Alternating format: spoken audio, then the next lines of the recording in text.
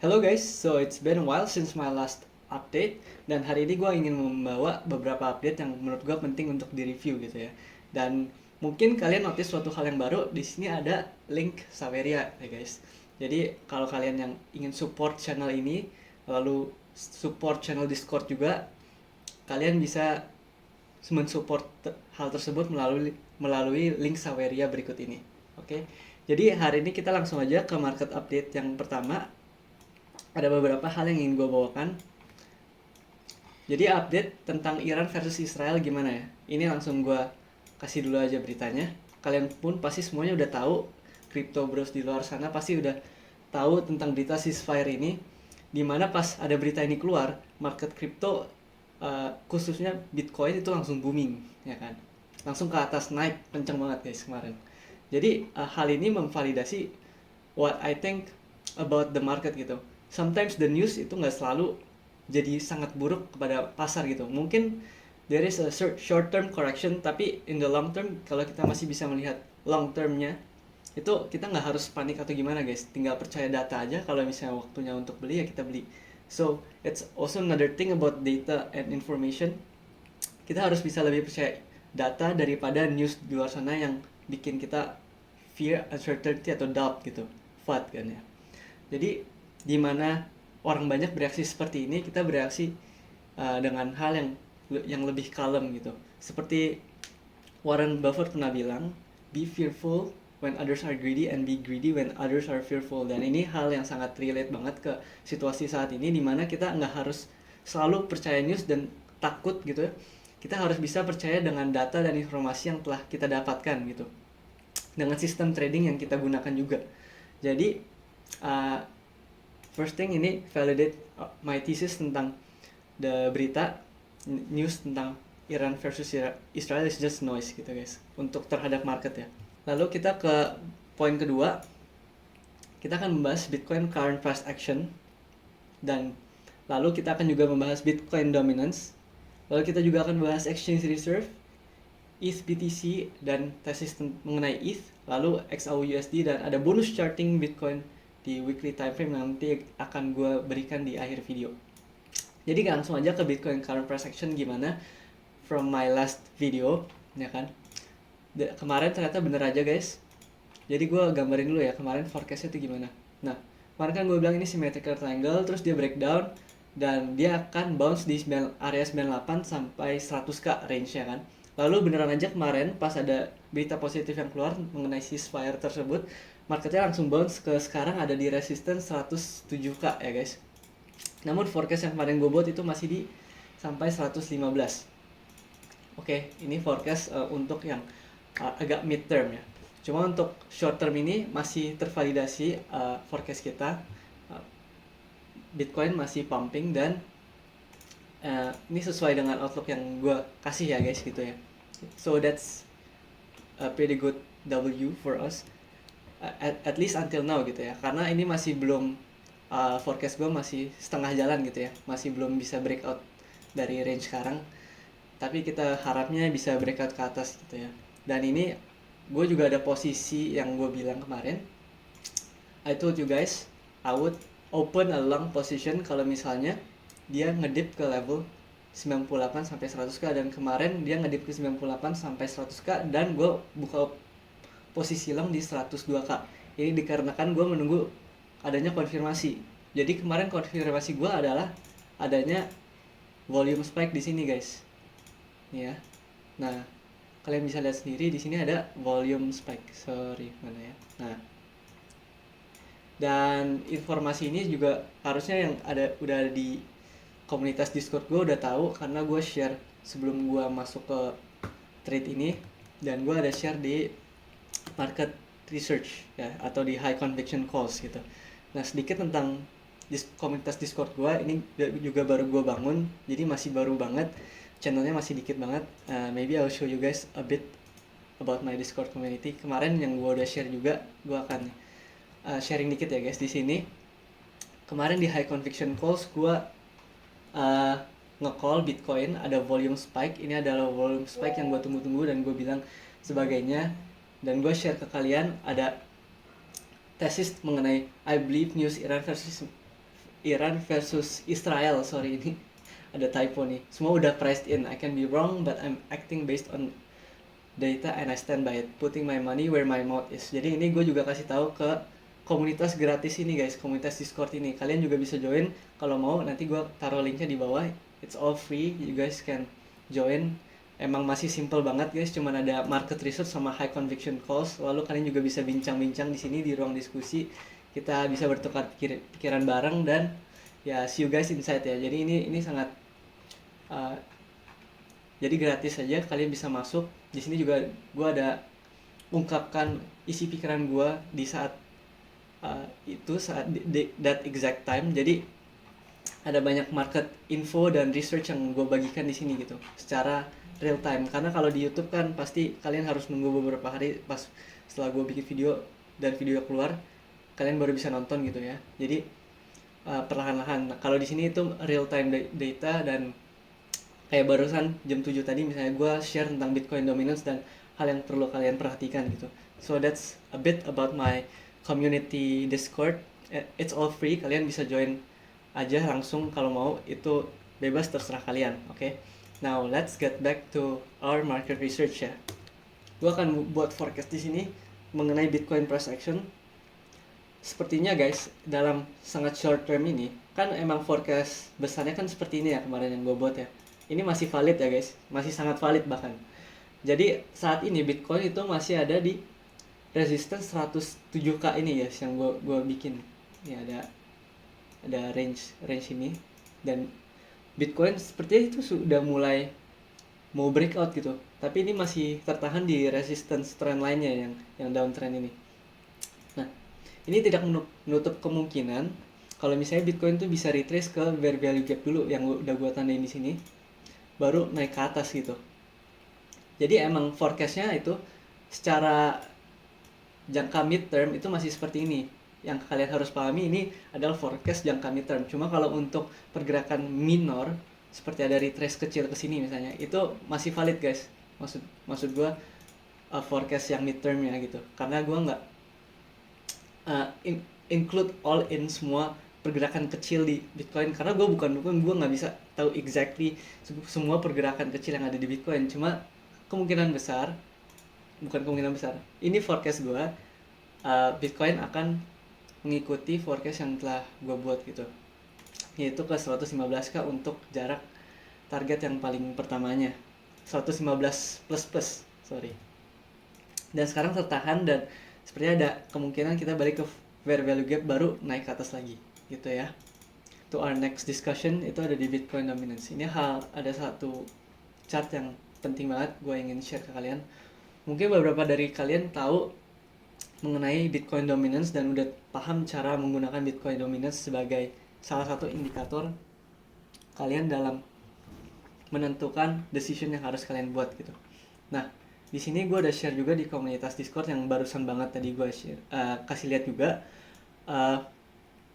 Ada kemungkinan Bitcoin dominance di sini naik ya guys. Jadi kemarin ini ada channeling up gini, lalu dia breakout ke atas, membuat swing high baru. Nah sekarang udah retest dan ada potensi dia menuju level 67,5%. Nah untuk kalian yang belum paham apa itu Bitcoin dominance dan gimana cara view it, ya kan? Basically Bitcoin dominance ini adalah dominasi di Bitcoin terhadap seluruh pasar kripto gitu. Jadi kalau misalnya di sini ada dominansinya 65,69%, berarti market cap Bitcoin itu menguasai 65,69% dari seluruh pasar di kripto gitu. Nah, untuk beberapa orang yang sudah experience di kripto, mungkin melihat ini sebagai hal yang buruk bagi alts. Namun menurut gue itu nggak sepenuhnya betul gitu. Bisa aja Bitcoin dominance itu naik, namun alts-nya itu juga naik, cuma underperform gitu ya. Namun dengan data yang ada di sini, kalau misalnya Bitcoin dominance itu naik, ya kan, ada baiknya kita invest ya dan fokusnya di Bitcoin aja gitu. Karena logikanya gini, kalau misalnya kalian bisa dapatkan return yang lebih tinggi dengan resiko yang lebih rendah, ngapain kalian invest di alts sekarang gitu. Lalu kita pun belum tahu dan nggak perlu tahu untuk saat ini kapan Bitcoin dominance ini akan berputar arah gitu. Karena susah banget untuk memprediksi top gitu.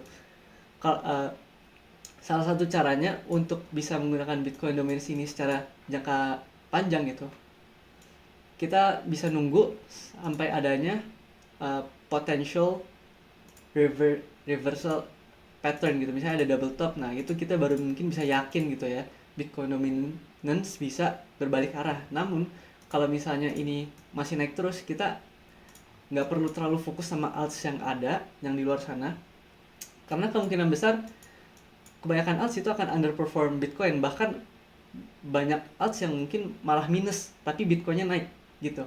Jadi di kripto itu adalah salah satu pasar di mana kalian invest dengan resiko yang lebih tinggi tapi tidak selalu mendapatkan return yang lebih banyak gitu.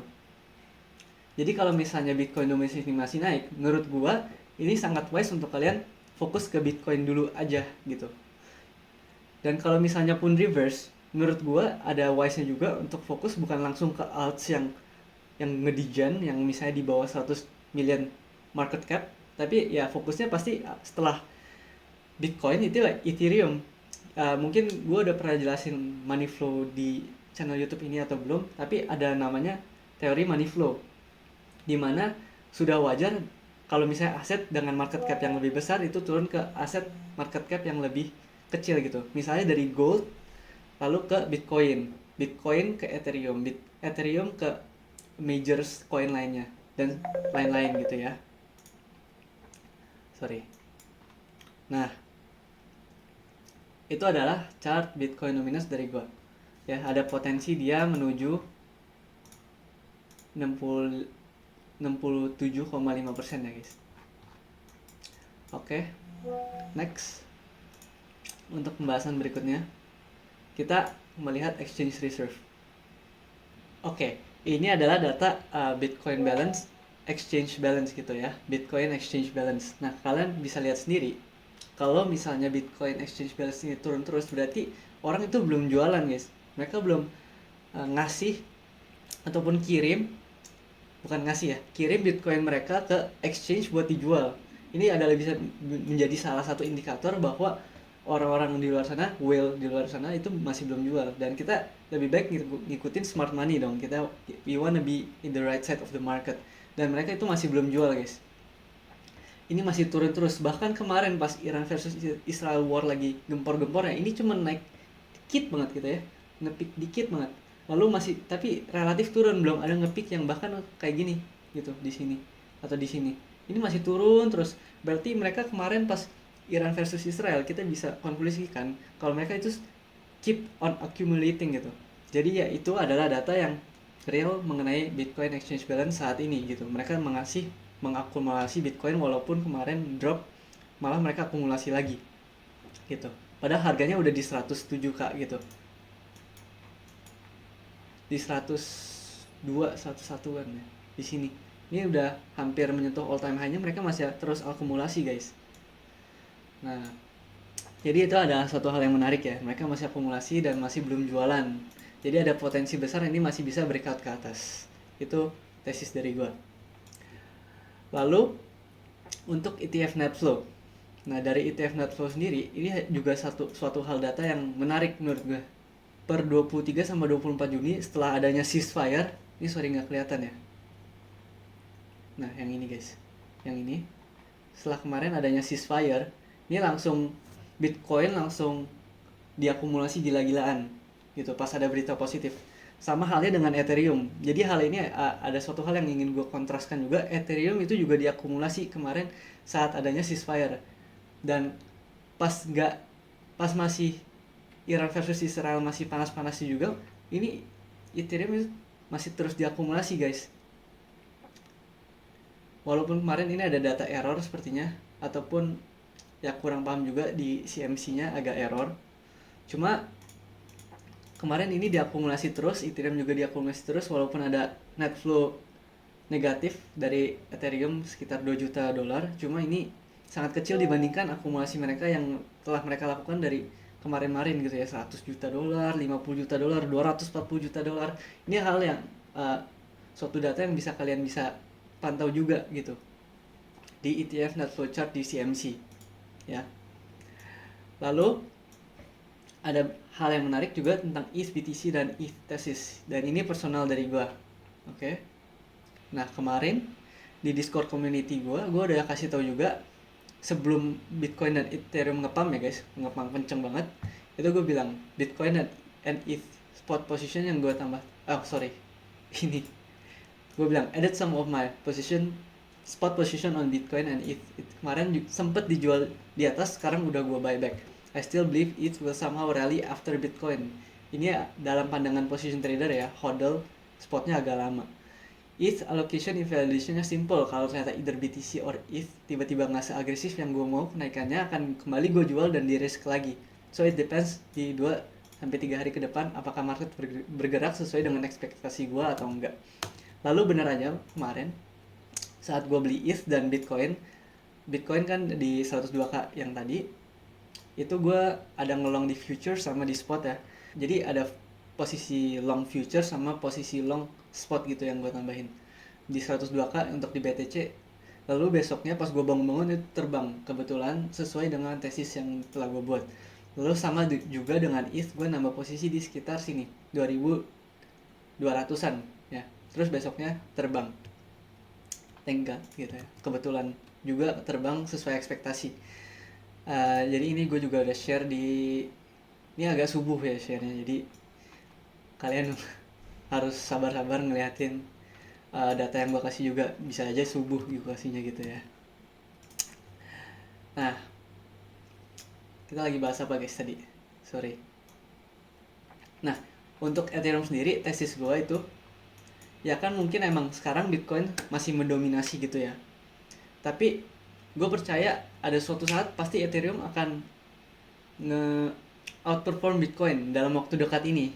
Mungkin nggak deket banget, cuma sebagai position trader I think it's wise to at least nambah position spot gue di Ethereum. That's what I was thinking pas kemarin gue mau nambah position spot gue di Ethereum dan Bitcoin gitu ya. Jadi gue emang fokusnya sekarang cuma ada di Bitcoin sama Ethereum. Posisi spot gue banyak di situ untuk sekarang. Lalu emang yang tadi gue bilang tentang Ethereum thesis, money flow-nya itu dari Bitcoin nanti ke Ethereum dulu gitu kan. Karena emang dari major asetnya itu dua dulu, dari Bitcoin lalu ke Ethereum. Itu tesis gue sendiri ya. Lalu ada chart menarik juga dari XAU yang gue mau kasih tahu. Nah, XAU USD. Seperti yang gue bilang, money flow lagi, ya kan? Kalau misalnya aset gold gitu udah mulai ranging, itu adalah suatu hal yang sangat bagus untuk risk aset berikutnya, yaitu Bitcoin salah satunya. Jadi Bitcoin kalau misalnya gold itu ranging, Bitcoin ya di advantage kan untuk naik gitu, karena money flow-nya yang tadi orang udah untung dari gold misalnya ratusan persen, ini berapa persen? Sorry, cuma 24%. Tapi ini kalau ditarik panjang ya, udah naik sangat banyak guys. Ini udah 80% dari kenaikan gold sendiri. Pastinya kan mereka pasti mau gulung profitnya. Nah, profitnya itu nanti digulung ke Bitcoin. Jadi kita tinggal memantau harga XAU USD ini. Kalau misalnya dia udah mulai ranging, kan ini udah mulai ranging guys, which is good for Bitcoin, satu. Lalu kalau misalnya dia udah mulai turun, nah kalau dia udah turun, itu good for Bitcoin karena ya diputar berarti guys profitnya. Dan itu juga menandakan marketnya sudah mulai risk on lagi. Lebih karena Bitcoin walaupun dibilang sebagai digital gold, ya kan, bukan digital gold tapi emang digital gold mungkin di masa yang mendatang, tapi itu masih belum tervalidasi secara global, bisa dibilang masih bisa dibilang secara itu masih risk asset ya. Bitcoin itu masih aset yang beresiko tinggi. Jadi kalau misalnya investor mau risk on, mereka bisa cari risk asset seperti Bitcoin ataupun saham US ataupun saham-saham di negeri mereka sendiri, tergantung kondisi ekonominya. Jadi gitu guys, untuk XAU USD. Nah, kita bisa lihat juga di XAU USD, gold udah mulai underperform Bitcoin gitu. yang udah di down, trending down. Jadi bisa di forecast juga mungkin seperti ini. Ini ada flag pattern juga, jadi possibly something like this where Bitcoin outperforms gold gitu. Okay, so let's go on to our next research, bonus charting Bitcoin weekly time frame. Okay, let's go. Nah, ini gue pakai chart yang bersih aja. Gue akan sepintas ngasih cara gue nge-analisis juga, guys. Gampangnya gini, kita ngelihat ini weekly time frame ya. Jadi ini data dari 2021. Ini ada trendline kemarin yang cukup major ya. Dari 2021 sampai 2025. Berarti ini trendline-nya 4 tahun nih, guys. Ya. Dan mungkin beberapa dari kalian langsung bisa nge-spot gitu pas gue bikin trendline ini. Ini ada kelihatan sebuah pattern gitu. Nah, kalian bisa tebak apa? Itu adalah inverted head and shoulder di sini ya.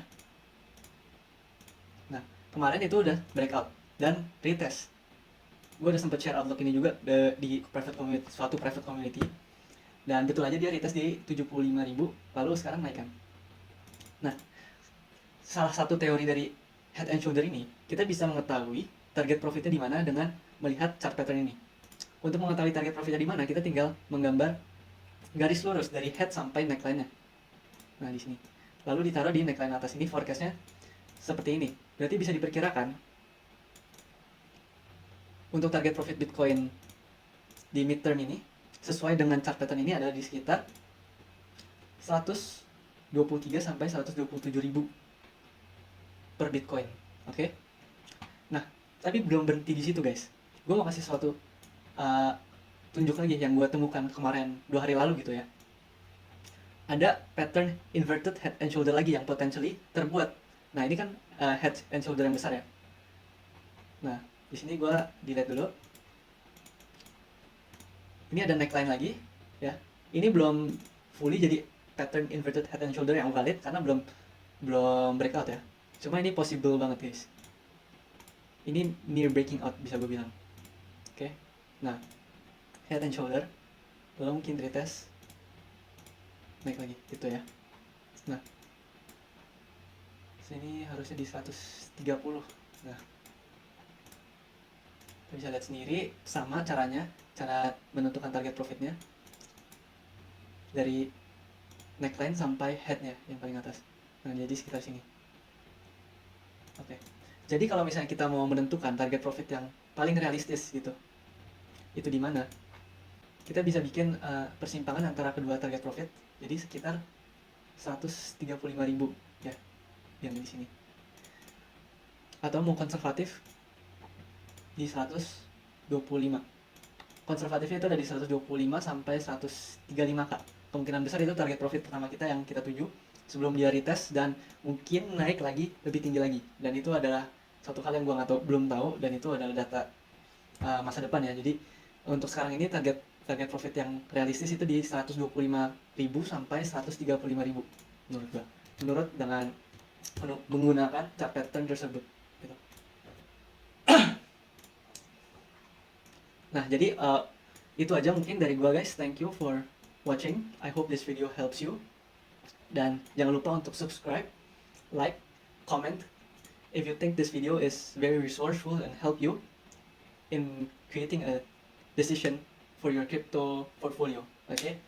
Dan jangan lupa kalau kalian mau masuk komunitas Discord gua, kalian bisa klik link below and see you guys there. Bye bye. Thank you. That's all from me, guys.